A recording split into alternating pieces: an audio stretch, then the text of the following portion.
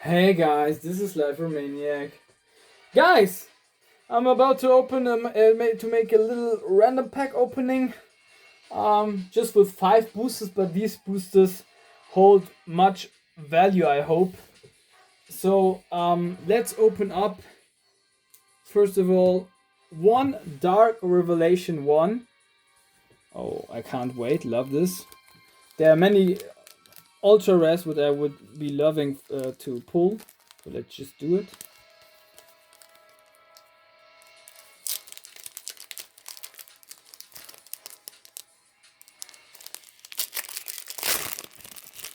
There we go. One tip card in here, of course, as always. So 3 of 50. A Gravekeeper strategy part 2. Gravekeeper deck is stronger if you play with Necro Valley. It is a field spell card that increases the attack and defense of every Gravekeeper monster by 500 points. Besides this amazing bonus, it also negates any card effect that affects a cards in the graveyard and prevents both players from moving cards in the graveyard from play. Cool. So there you go. Oh, first off, we do have an Aitsu. Very cool card. Need this for my collection. An Owl of Luck. We just were talking about Necro Valley. I think this also works with, this is for the Great Keeper theme. So very cool. One Cliff the Trap Remover. One Vilepawne Archfiend. One Ruled Barrel. Who's just, I want to take dirt. It's like a little bit of Duke Devlin card. Sorry guys. A Gravekeeper's Cannon Holder, why not? An Altar for Tribute. This is also good with, I think, of cards with decks with increasing life point measures. Ray of Hope. Good for light decks. Oh, sorry, I spoiled. The Trap of Board Eraser, also anti-burn damage, and the rare was a Butterfly Dagger Alma, which is still banned to this day because it has a recycling effect, I think. Return to the owner's hand. Yeah, this is why. Okay, we have another card, Kaiser Colosseum.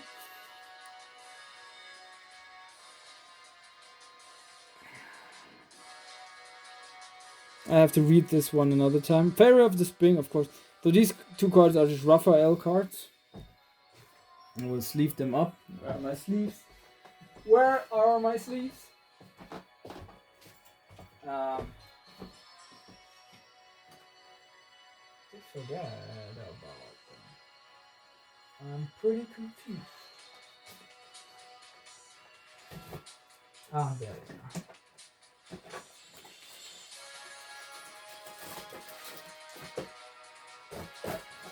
Oh.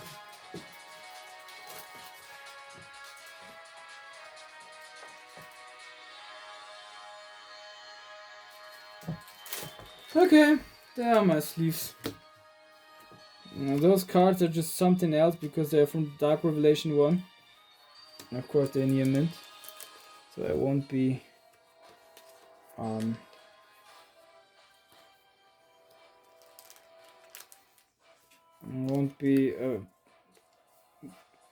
treating him too harshly because I want to keep them safe. And like Raphael would say, respect the cards as much as I can, as I will respect anything else. So there we go, or anyone. By the way, one of the greatest arcs, after my opinion, one of the greatest duels are the 2 duels which Atem holds against Raphael. Really, I mean, they're just like next level after my opinion. Of course, there are also epic battles like with Yami American Yugi or Yami American Joey or Seto Kaiba against Yugi. Maybe one of the most epic ones. But I think the Atem one is very epic because Raphael is very much equal to him and even much more than Seto Kaiba, I would suggest. Because as Seto Kaiba witnessed Raphael playing, he was very impressed by his playing abilities. So, I think 2 players, except Yugi, or 3 even, where Seto Kaiba even had respect. One was Joey Wheeler against Yami Marek. It was the first time that Seto Kaiba had respect, but told him to have respect. He was impressed. The other one was Raphael, and the third one was, I think, Odeon. He didn't tell anything else about others. So, next up, Dark Revelation 2. Oh, there are great cards in here. The End of Anubis would be great. Black Luster Soldier also would be great. Yeah, the Chaos Magician, I'm not that much of a fan because I pulled it from the Yugo's Legendary decks. I would love to pull this one from the Invasion of Chaos. That's very iconic. But in here, I think there are other cards which I think are just great. But yeah. But other than that, yeah, we'll see.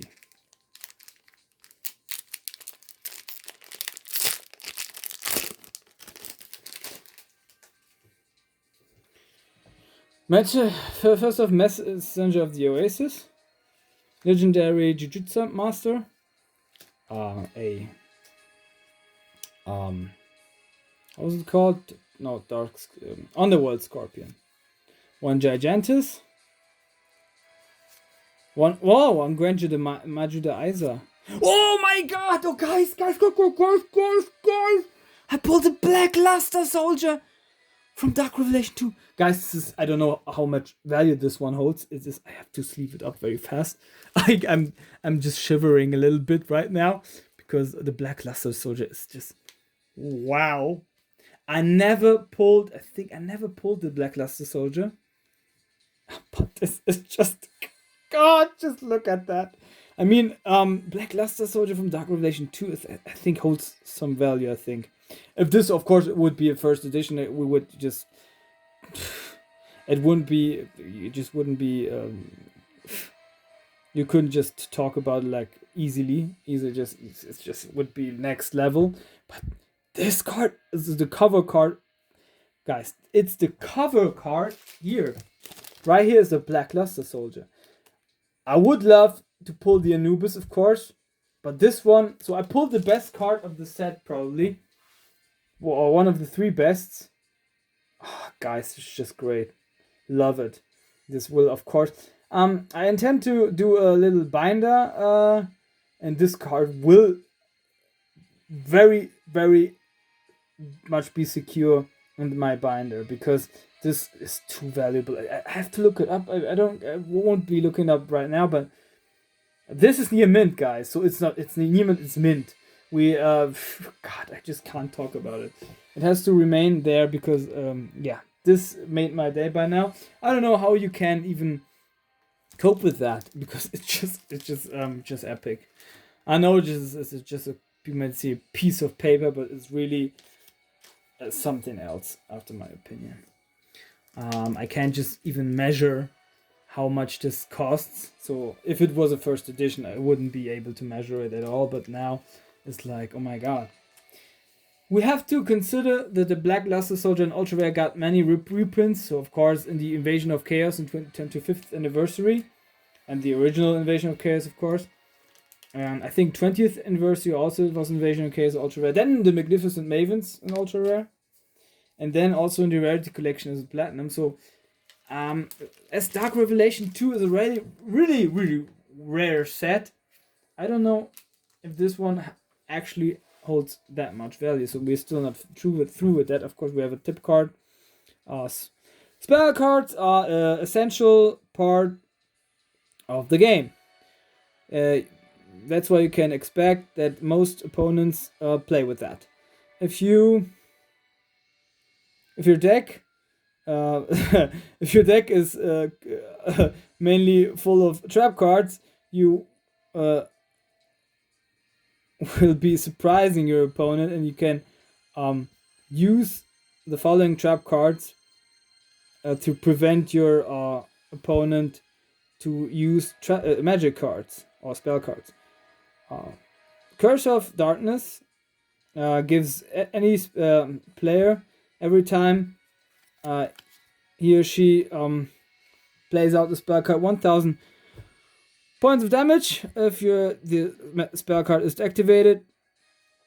Then your opponent will think twice before he or she plays or activates a spell card. The cursed forbidden spell. You can negate one spell card if your opponent decides to activate one and prevents him from or her to activate further same copies from the of the spell card for the rest of the duel. And if Curse of Darkness lays on the field, your opponent additionally gets 1000 damage. So it's a you're talking about the combination of both. You have to discard one spell card in order to play out the seal, curse seal of the forbidden spell, activated. Yeah, that's why you should bring one of your best spell cards or just a couple of your best spell cards into your deck. So there we go, another tip card. Monster Gate. What's that? Armor of the optical camouflage. Only monster with level 1 could be equipped to that card. One monster that is equipped to that card can attack your life points directly. This is very good. There will be a Belovsky deck profile, and there are many level 1 monsters in there. I think Moki Moki is also level 1. So this one will be very much helping, and I have to remove that from there because it has a special place. It has to have a special place. Jade Insect Pipe, of course. This is a Weevil supporting card. Blessing of the Nile. A permanent spell card every time cards are that your opponent that you control are brought from your hand to the graveyard, discarded, and you can put up or increase your life points by 1000 points. This is also against discarding cards of your opponent. Okay. DD limit, of course, equips a permanent spell card of the spell cards. If you have no spell cards in your graveyard, no player can conduct a battle phase. And this is dimension. How was it called in English? Dimension Dent. You can activate this card if there are no cards in your graveyard. Choose one from the game banished monster and special summon it to your side of the field. Okay, we had Dark Revelation 1, we had Dark Revelation 2, we have the highlight card in here, and next up is Dark Beginning 1, guys. Spence is killing me already.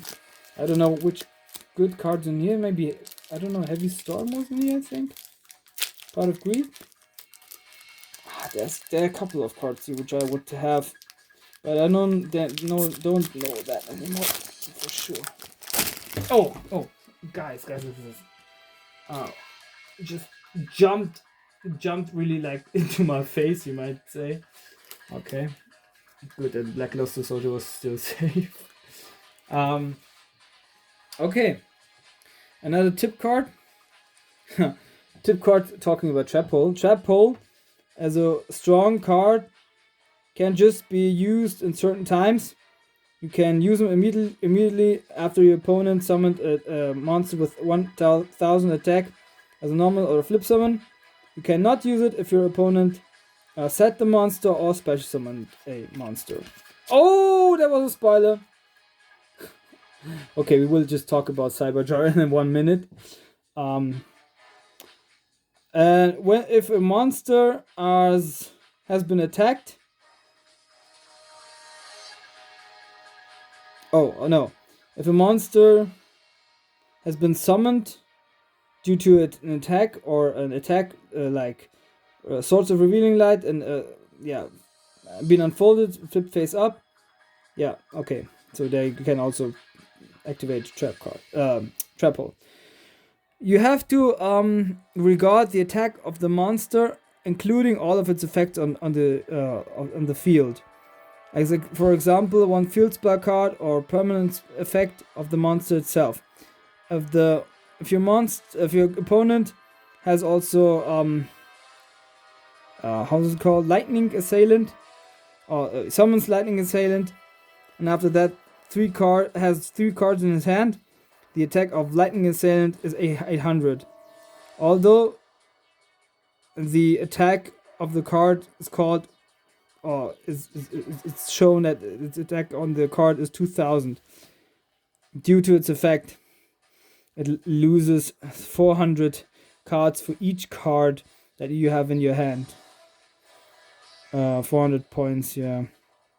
So you cannot play a trap hole then, because it doesn't work. So Cyberjaw is just great. Cyberjaw from Dark Beginning 1 is just next level. We have the rare already, because I think it did fall down. So it was a spoiler, but it's a great card to pull this one from the Dark Beginning 1. Very great. Also a highlight, after my opinion. Not the Butterfly Dagger Army, but the other ones. Hitotsumi Giant, Harpier's brother, still existing in the Dark Beginning 1. Yeah, the Hitotsumi Giant, of course, the Duelist Kingdom card of Sedokaiba. Toon Mermaid, a Pegasus card. Jinso 7, a Forest card. Grigel, I think Metal Raiders card. Gamble, Joey Wheeler card. I think Joey Wheeler had this in his hand in the Virtual World arc. Attacking and Receiving, a Forest 7 card. Gift of the Mystical Elf, very cool. Oh, a card of Save Return, very cool. Cool. Horn of the Unicorn, a good spell card, and Chorus of the Sanctuary. So, cool. Yeah, I will, maybe the card. I don't have that many sleeves left in here, so we will just wait until we have the others. So, Dark Beginning 2 is next up. I'm excited for this one, because there are very many cool cards in here. For example, the Obnoxious Celtic Guardian, an ultra rare of the Gaia, Swift Gaia, Blade Knight, and I think he also in an ultra? I think he's super rare, so I might not be needing this, but this one's great. But there are also cool tournament pack cards in here, for example. And many cool cards. And we have another tip card. Find a monster's weakness. Monsters that have high attack but sometimes have a low defense take advantage of this weakness with block attack. This card would put their monster into defense position, so it would be easier to defeat. Attack the monster with Air Knight Prashad, and he was 2 piercing battle damage to your opponent, get to draw a card. Oh, first there's a Tiger X. Tiger X, very cool. I have to this one in here. Very, very rare card from the Dark Beginning 2. Jolts of the Dark Demise. Very cool card for Fiend decks. I have to get some other sleeves from here. From here.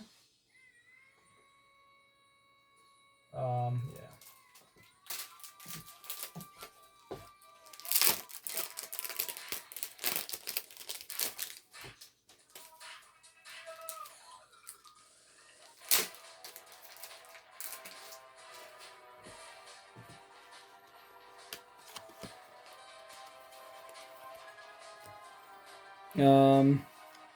We have another White Rabbit. Of course, who doesn't know Noah's Virtual World deck possessed such a card.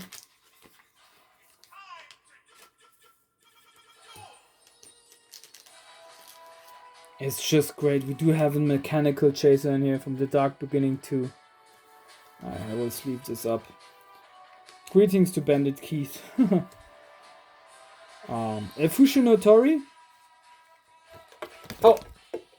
Almost fell down. Oh, guys, sorry. Fushi no Tori, also a spirit monster. You might say a Noah support card. It just snapped, I wanted to say. A Muka. Oh! That's a great rare, guys. Last turn. I will sleeve this up. I think this holds also some value. It's not always the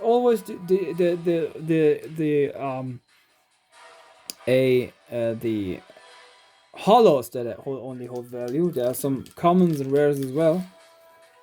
By the way, a bottomless trap hole, also very great. A Curse of Royal, a card which I wanted to pull from here. Very cool. Dark Beginning 2.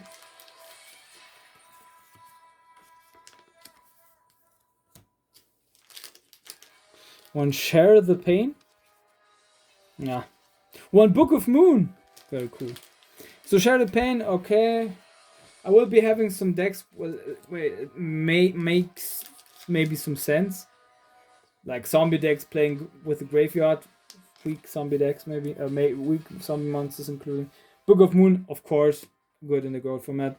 And last but not least, the second coin toss. Actually, in the championship arc, there will be a deck profile where second coin toss also will be playing a role. So stay tuned for those deck profiles to come up. So last but not least, a Legacy of Darkness. Guys, I didn't open it up like this card up for 20 years, I think. 2005 was the last time that I opened one Legacy of Darkness booster. It was very much exciting to me to do that right now. And yeah, of course I want one of the Ultra Rares, or Yadagarazu would be the greatest pull that I could be making. If I would pull a Yadagarazu, it would be also even be greater than the Black Luster Soldier to just dive into it. But also some, I don't know, Fiber Jar or things like that would be also great. If we would have Ultra Rare in here. But as very often, very many of these packs are weighted, so we do not expect anything, so we're not disappointed. A Faint Plan, a Skull Knights number 2, a Dragon's Rage, a Ryokushin Clown. Another second coin toss, unfortunately rare. Okay. A Grey Wing, Legacy of Darkness, ready for intercepting. By the way, this also exists as a holo in the Speed Duel, I think tournament pack 2 or 3. Another Z, very cool card. Might use this for some goat decks. And one Warrior Digrapher. So just a rare, but like I expect, there could be some weighted Legacy of Darkness boosters. So anyways, still it was cool to open up such a card. So my highlights you see there. But also Nutrient Set is a very great one, I think. It made fun opening these. Also the tip cards were some highlights for me. As I don't know if I ever opened boosters with tip cards in there. I don't know. I think so. As I opened some tins up back in the day, there might be also Dark Revelation or Dark Beginning 1 in there. I have to think about it, think through, because 2006 was the last time I opened some boosters, but I didn't open a tin, I think. 2005 I opened the last tin, and I think Dark Revelation, Dark Beginning came later, but I'm not sure anymore, guys. Because like the last tins that I opened up, there were also some Soul of Duelists and Ancient Sanctuary boosters in there, but I'm not sure, guys, whether they were like specific cards in there. Yeah, the suspense is killing me a little bit to find that out, that very fact. So I will be sleeving up those. They will be finding a new home, and the Black Luster Soldier I have to have in a box last turn also. And the Cyber Jar, because they were just another level for me. Especially the Black Luster Soldier, but also last turn. Also last turn, a card which I think in the Go format also can still be very much devastating. There are some channels, Yu-Gi-Oh channels, that showcase some duels, and I think one combined last turn with another card, and it was just badass, guys, that they can play it like that. I think it's not good that Konami always restricts some combinations, because limits, yes, but not restricts, because we want to also play some combinations, guys. If you restrict any combination, then back in, oh yeah, now not back in the days, but already also now, then it kills the fun. It kills the excitement and the suspense. At least after my opinion, guys. And you can, of course, do have your own stance above mine. This one I will be also having in one of the Harpies decks that I will be building for the God format, and then for myself as well, because there will be also some turbo decks in there, tip cards along with it. So the highlights for today, you see just right before you. For me, at least personally, first the best is the Black Luster Soldier, then the Last Turn, the Cyberjar, and number 3. Then Tiger X and not Gen Z. So the booster which I expected most was was Dark Revelation 1, because I'm very spicy, or you might see hot about the Ultra Res which are there. Right? For example, there's Nightmare Wheel. Nightmare Wheel is a card which I pulled from a booster for a Guardian back in the day, but it's I think one of my top 3 favorite trap cards of all time, so I want to pull this very urgently. Also, there's Breaker the Magical Warrior in the Dark Revelation 1, and the Dark Paladin Ultra Rare. So Dark Revelation 1 is of course a little bit essential in certain fields for me. Yeah, but anyway, this was it. This is my random pack opening for today. I hope you guys enjoyed it. Hit the like, the subscribe button. Show me some love, guys. As always, I will be, of course, doing more random pack openings in the near future. I wish every one of you a good morning, a good midday, a good afternoon, a good evening, and good night.